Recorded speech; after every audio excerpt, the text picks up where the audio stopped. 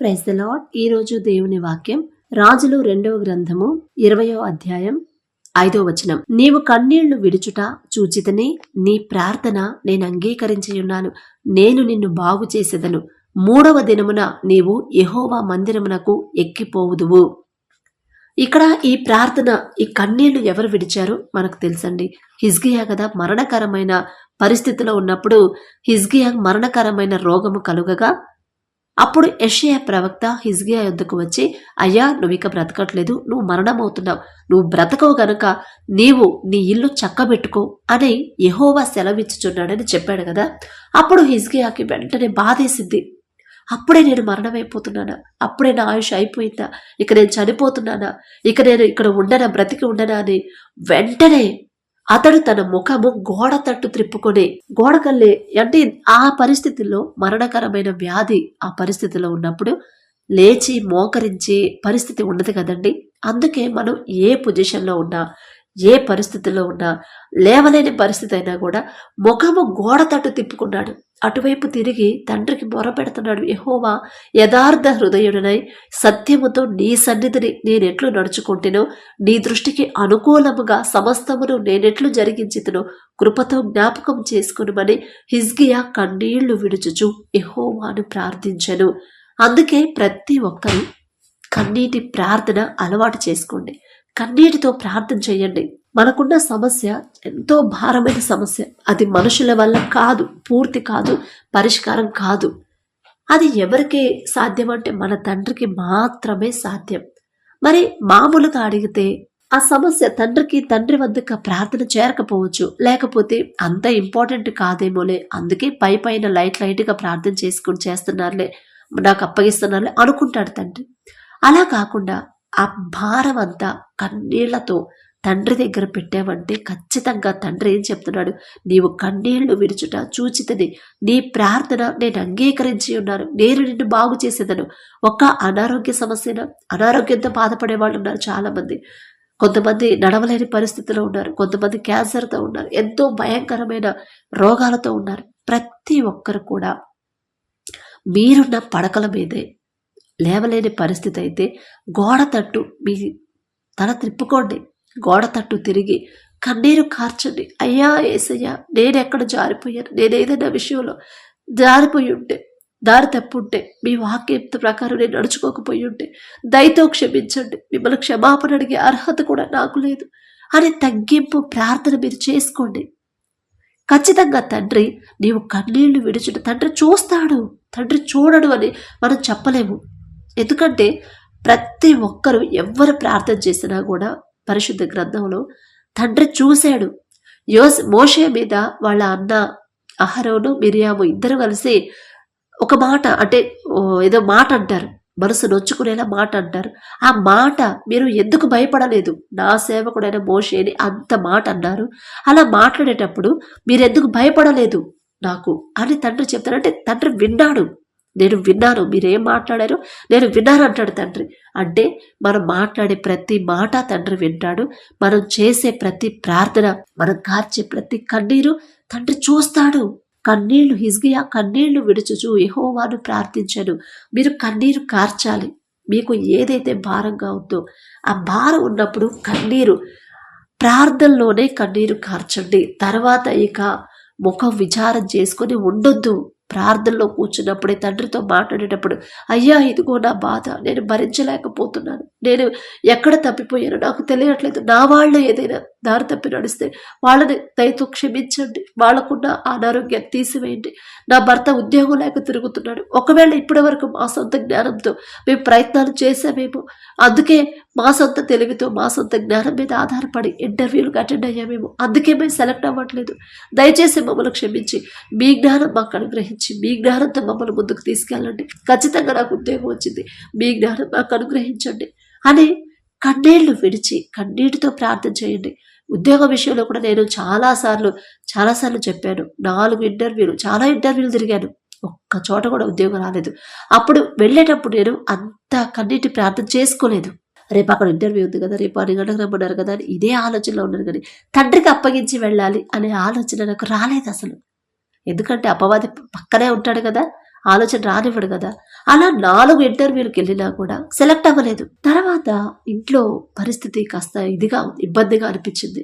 మాటలు అంటాం ఎక్కడికి వెళ్ళా ఎదురే వస్తుందని పెద్దవాళ్ళు ఉంటారు కదా అంట అని అలా మాట్లాడేసరికి దుఃఖం ఆగలేదు. ఇక వెళ్ళి అప్పుడు 3 గంటలకు లేచి ప్రార్థనలో కూర్చుని, అయ్యా ఇదిగో ఇప్పటిదాకా నాదే తప్పు, నేనే నా సొంత తెలివితో నేను ప్రయత్నాలు చేశాను, మీ సహాయం నేను అడగలేదు, నా సొంత తెలివితో నా సొంత జ్ఞానంతో నేను ఉద్యోగం తెచ్చుకోవాలని ప్రయత్నాలు చేశాను, దయచేసి నన్ను క్షమించి. తెల్లారేసరికి ఈ మాటలు నేను పడలేను, ఈ మాటలు నేను భరించలేకపోతున్నాను, వాళ్ళ నోళ్లు మూసేలాగా వాళ్ళకి జవాబు సమాధానం చెప్పేలాగా తెల్లారి నాకు ఉద్యోగాన్ని మీరే చూపించండి అని కన్నీటితో 3 గంటలకు లేచి తండ్రి పాదాలు పట్టుకొని కన్నీరు కార్చి పడుకున్నారు. తెల్లారి లేచి మళ్ళీ ఇంట్లో పని చేసుకుంటా ఉన్నప్పుడు ఆ టీవీలో స్క్రోలింగ్లో న్యూస్ రీడర్స్ కావాలని ఇచ్చారు. అదే కదా నాకు ఇష్టమైన పని. అంతకుముందు ఇంటర్వ్యూలకు వెళ్ళిన అన్నీ వేరే వేరే పనులు, వేరే వేరే జాబ్స్. కానీ నాకు న్యూస్ రీడింగ్ అంటేనే చాలా ఇష్టం కదా. అదే చూపించాడు తండ్రి. ఎందుకంటే నీవు కన్నీళ్లు విడుచుట నేను చూచేతనే నీ ప్రార్థన నేను అంగీకరించి ఉన్నాను. తండ్రి చూశాడు, తండ్రి చూస్తాడండి. మనం కన్నీటి ప్రార్థన మనస్ఫూర్తిగా చేస్తున్నామా లేదా ప్రతిదీ కూడా తండ్రికి తెలుసు. పైపైన చేస్తున్నామా, నిజంగా వీళ్ళు నిజంగా అడుగుతున్నారా? ఇప్పుడు ఎవరైనా మా దగ్గరకు వచ్చి ఎవరైనా సహాయం అడుగుతారు, మనకు తెలియని వాళ్ళు, అమ్మ ఇట్లా వేరే ఊరి నుంచి వచ్చాము, ఇట్లా హాస్పిటల్లో చూపించుకున్నాం, డబ్బులు లేవు, కొంచెం డబ్బులు ఉంటే సహాయం చేయండి అని మనం రోడ్డు మీద బస్ కోసం వెయిట్ చేసేటప్పుడు ఎవరో కూడా చదువుతూ ఉంటారు. మనం ఆలోచిస్తాము, వీళ్ళు చెప్పేది నిజమా అబద్ధమా, అసలే మోసగాళ్ళు ఉన్నారు, నిజమా అబద్ధమా, అసలు నిజంగా వీళ్ళు అవసరతలో ఉన్నారా లేదా అని 1కి 2-3 సార్లు ఆలోచించి అప్పుడు మనం ఇచ్చేది ఒక 5 రూపాయలు 10 రూపాయలు, దానికే అంతసేపు ఆలోచిస్తాము. మరి అంత సమృద్ధిగా ఇచ్చే తండ్రి మరి మనం చేసే ప్రార్థన అది సరైనదా కాదా, నిజంగా మనం మనస్ఫూర్తిగా కన్నీళ్లు విడుస్తున్నామా లేదా అనేది తండ్రి చూడడా? ఖచ్చితంగా తండ్రి చూస్తాడు. మనం ఎలాంటి ప్రార్థన చేస్తున్నాం, నిజంగా వీళ్ళు వాళ్ళ సమస్యకి భారంగా కన్నీళ్లు విడుస్తున్నారా లేదా, జాగ్రత్తగా ఆసక్తిగా అడుగుతున్నారా లేదా అని తండ్రి ఖచ్చితంగా చూస్తాడండి. చూడకపోతే ఇక్కడ వాక్యం రాపించడు కదా, తండ్రి రాపించడు కదా. నీవు కన్నీళ్లు విడుచుట నేను చూశాను. మనం కన్నీరు విడవడం తండ్రి చూస్తున్నాడు. నేను కన్నీళ్లు విడిచాను దేవుడి కృపను బట్టి. ఆ కన్నీటి ప్రార్థన కూడా తండ్రే ఇచ్చాడు. కన్నీరు విడిచడం చూశాడు. తెల్లారేసరికి నాకు ఉద్యోగం, ఇంటర్వ్యూకి వెళ్ళిపోయాను, సెలెక్ట్ అయిపోయాను, నెక్స్ట్ డే నుంచి జాబ్. అలా ఉంటాయి తండ్రి మనం కన్నీరు కార్చడం తండ్రి చూస్తే ఖచ్చితంగా తండ్రి ఇక జవాబు పంపించినట్టే. అందుకే మీకు చెప్తుంది, అది ఏ సమస్య అయినా, అప్పులైనా, ఆర్థిక సమస్యలైనా, ఉద్యోగం లేదనే ఏదైనా సరే, లేకపోతే ఇంట్లో గర్భఫలం కోసమైనా, ఇంట్లో సమస్యలైనా సరే 3 గంటలకు లేవండి. లేచి దేవుడి దగ్గర కన్నీరు కార్చండి. మీరు ఎంత కన్నీరు కారిస్తే అంత తొందరగా జవాబు పొందుకుంటారు. అయ్యో నాకు కన్నీరు రావట్లేదు సిస్టర్ అంటారేమో, అయితే మీకు అంత బాధ లేదు అనే అర్థం. ఆ సమస్య గురించి మీకు అంత ఆసక్తి, అంత పెయిన్ అనేది లేదని అర్థం. లేదు, నాకు ఆ సమస్య భారంగా ఉంది, నేను భరించలేకపోతున్నా, తట్టుకోలేకపోతున్నానని ఎవరైతే అనుకుంటారో ఆ సమస్య తీసుకెళ్ళి తెల్లవారుజామున 3 గంటలకి దేవుడి పాదాల దగ్గర పెట్టి కన్నీరు విడవండి.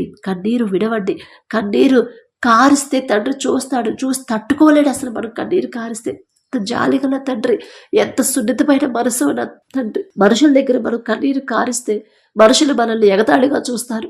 అంత ప్రేమ కరిగిపోదు వాళ్ళ మనసులు. ఏదో యాక్టింగ్ చేస్తున్నామను అలా మాట్లాడతారు, నాటకాలు వద్దని అలా మాట్లాడతారు. కానీ మన తండ్రి అలా మాట్లాడండి. తండ్రి జాలిగల తండ్రి. మనం ఎంత బాధతో ఉన్నామో, ఎంత వేదనతో ఉన్నామో, ఎంత దుఃఖంలో ఉన్నామో, ఎంత అవసరతలో ఉన్నామో ఖచ్చితంగా తండ్రి మన హృదయాన్ని ఎరిగి ఉన్న తండ్రి. కన్నీళ్లు విడుచుట నేను చూశాను, హిజ్కియా నువ్వు ఏడవద్దు, ఖచ్చితంగా నీకు ఇదిగో నేను నిన్ను స్వస్థపరుస్తున్నాను, నీకు మళ్ళీ 15 సంవత్సరాల ఆయుష్ ఇస్తున్నాను, నువ్వు ఏడవద్దు, నువ్వు సంతోషంగా ఉండాలి అని యెషయా ప్రవక్త బయటకు వెళ్ళకముందే మళ్ళీ తండ్రి యెషయా ప్రవక్తతో మాట్లాడి వెనక పంపిస్తాడని మనందరికీ తెలుసు. ప్రతిరోజు వాక్యం చదువుకుంటాము, వాక్యం ధ్యానిస్తాము. కానీ అదే పరిస్థితి మనకు వచ్చినప్పుడు ధైర్యంగా ఎలా ఉండాలి, ఆ వాక్యం పట్టుకొని మనం ధైర్యంగా ఉండలేము. అందుకే తండ్రి ప్రతిరోజు వాక్యం పట్టుకుని మీరు ధైర్యంగా ఉండండి అనేది. వాక్యం ధ్యానిస్తున్నామంటే ఖచ్చితంగా దేవుడు మనతో ఉన్నట్టే కదా. అప్పుల సమస్య అయినా కూడా దారి తప్పిపోతున్నప్పుడు తండ్రి గద్దిస్తానే ఉంటాడు. అమ్మా ఇది కరెక్టా కాదు ఒకసారి ఆలోచించుకోండి. అయినా సరే మనం లోకస్తులాగా ఆలోచించి తప్పిపోయిన కుమారులాగా మన సొంత తెలివితో అప్పులు చేసి మోసపోయాము. షూరిటీ ఉండి మధ్యలో ఉండి మోసపోయాము. ఇప్పుడు మన బాధ మన తండ్రి అయ్యా నాది తప్పు, చేసిన తప్పు ఒప్పుకుంటే ఖచ్చితంగా తండ్రి జవాబు పంపిస్తాడు. చేసిన తప్పు తండ్రి పాదాల దగ్గర కన్నీటితో ఒప్పుకోండి, కన్నీటితో ఒప్పుకోండి. జవాబు ప్రార్థనకి జవాబు రావాలంటే కన్నీటితో ఒప్పుకోండి. మనందరం నీతిమంతులం, నేను ఏ తప్పు చేయలేదు అయినా నాకు ఈ సమస్య ఎందుకు వస్తుందని చెప్పలేం కదా. ఒక్కరైనా చెప్పగలరా గుండెల మీద చేసుకొని నేను ఏ తప్పు చేయలేదు, నేను ఎప్పుడు నీతిగానే ఉన్నాను, న్యాయంగానే ప్రవర్తించాను, ఎవరిని నేను బాధ పెట్టలేదు, ఎవరి దగ్గర నేను ఎవరిని మోసం చేయలేదు, కనీసం చూపులో కూడా నేను పాపం చేయలేదు అని ఎవరైనా చెప్పగలరా? చెప్పలేరు కదా. ఏ భేదము లేదు. అందరూ పాపం చేసి దేవుడు అనుగ్రహించి మహిమను పొందలేకపోతున్నారు. అంటే ప్రతి ఒక్కరూ ఏదో ఒక సందర్భంలో ఎక్కడో ఒక చోట పాపం చేసే ఉంటారు. అది తప్పు, మనం చేసిన తప్పు తండ్రి పాదాల దగ్గర ఒప్పుకుంటే చాలండి. కన్నీటితో ఒప్పుకోండి, కన్నీటితో ఒప్పుకోండి. ఇప్పుడు అప్పులు తీరాలన్నా సరే కన్నీటితో మీరు తండ్రి పాదాల దగ్గర అయ్యా నా సొంత తెలివితో నా సొంత ఆలోచనతోనే నేను అప్పులు చేస్తుంటాను, ఇప్పుడు నేను భరించలేకపోతున్నా, తప్పు నాదేనయ్యా అని కన్నీటితో ఒప్పుకోండి. కన్నీళ్ళు వినవడం తండ్రి చూస్తాడు. తండ్రి చూశాడు అంటే ఖచ్చితంగా మరి ప్రార్థన అంగీకరిస్తాడు. ప్రార్థన అయిపోయిన తర్వాత మళ్ళీ మీరు ఆ సమస్య గురించి ఆలోచన అస్సలు చేయొద్దు. నా తండ్రి కన్నీళ్లు వినవడం, నా తండ్రి చూస్తాడు, చూశానని చెప్పాడు, తండ్రి రాపించి పెట్టాడంటే నా కన్నీళ్ళు కూడా చూస్తాడు. నీ కన్నీరు కార్చడం నా తండ్రి చూసే ఉంటాడు. ఖచ్చితంగా నా తండ్రి నా ప్రార్థనకి జవాబు పంపిస్తాడు, నాకు దారి చూపిస్తాడు, నాకు ద్వారాలు తెరవబోతున్నాడు అని ధైర్యంగా ఉండాలి. అది గర్భఫలమైనా సరే, బిడ్డల భవిష్యత్తు అయినా, ఎగ్జామ్స్ అయినా, ఉద్యోగాలైనా సరే, ఏ విషయంలోనైనా సరే దేవుడి మీద విశ్వాసంతో కన్నీళ్లు విడవండి, కన్నీళ్లు విడవండి. ఒకవేళ నేను తండ్రికి దూరం అవుతున్నానేమో అని మీకు అనుమానం వస్తే అది కూడా తండ్రి పాదాల దగ్గర పెట్టండి. అయ్యా మీ నుంచి నేను దూరం అయిపోతున్నాను, లోకంలో పడిపోతున్నాను, మీ నుంచి దూరం అయ్యే పరిస్థితి నాకు రానివ్వద్దు, దగ్గర ఉన్నాను, మీ దగ్గర నన్ను, మీ కాపుదల్లోనే నేను ఉండాలి, లోకంలో నన్ను జారిపోనివ్వద్దయ్యా అని కన్నీటితో అడగండి. ఖచ్చితంగా తండ్రి పట్టుకుంటాడండి. కాబట్టి అలాంటి మనసు, అలాంటి కన్నీటి ప్రార్థన దయచేయమని తండ్రిని అడుగుదాం. దయచేసి అందరు కళ్ళు మూసుకోండి. కృపగల దేవా మీకే స్తోత్రం, రాజాది రాజా మీకే స్తోత్రం, దేవాది దేవా మీకే స్తోత్రం నా తండ్రి. వాక్యం ద్వారా మాతో మాట్లాడిన దేవా మీకే స్తోత్రం నా ప్రభా. ప్రతి ఒక్కరికి నా తండ్రి భయంకరమైన సమస్యలతో బాధపడిపోతున్నారు, ఇబ్బందులు పడుతున్నారు నా తండ్రి. అయినా సరే ఎలా ప్రార్థన చేయాలో కన్నీళ్లు విడవడం మాకు చేత కావట్లేదు నా ప్రభా. కన్నీటి ప్రార్థన మాకు రావట్లేదు నా తండ్రి. ఎలా మా హృదయాన్ని ప్రభా కృమ్మరించాలో మాకు తెలియట్లేదు నా ప్రభా.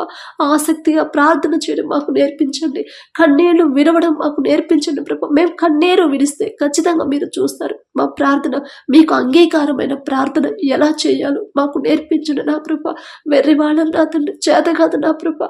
ఎలా మీరు అంగీకరించే ప్రార్థన మేము ఎలా చేయాలో మాకు తెలియట్లేదు నా తండ్రి.